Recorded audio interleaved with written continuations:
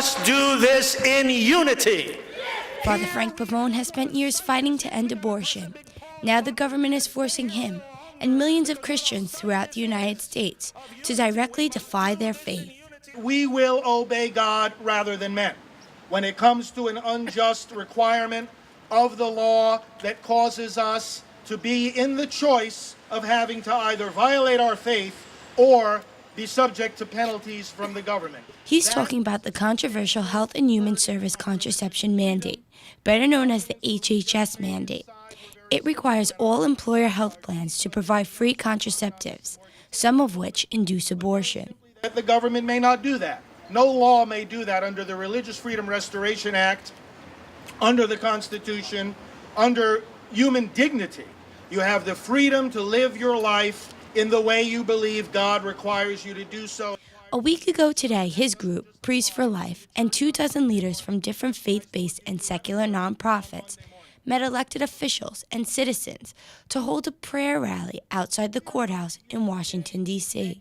Inside, a 3-judge panel heard the debate, marking the first time an appeals court heard the merits of these cases. Very well. But we are set in the conclusion. We know what we are going to do and what we are not going to do. There's no way that we can cooperate in evil. So we're not here begging the court for anything. We're here asking the court to hear the arguments and to make the right decision. But the Obama administration says nonprofits don't have to pay for their employees' coverage. As long as they sign a form, insurance companies will cover it. In a one-on-one exclusive interview, I spoke with Father Pavone. He said this is just aiding in the process, and they will continue the fight. And what we say is, no, because you're still making us part of the process by which they get this coverage.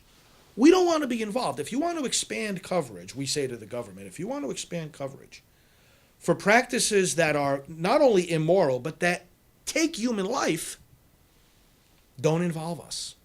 Don't involve us at all. You're going to do it, you're going to have to find another way. But what they want to do is they want to give the impression that they are accommodating our objection and at the same time involving us in the very thing we object to. We say, no, this is not right. It looks like a small act, but we're not going to do it because it's a small act, but it's a big betrayal. We're not going to sign that form. We're not going to cooperate in this plan of the government to expand the culture of death.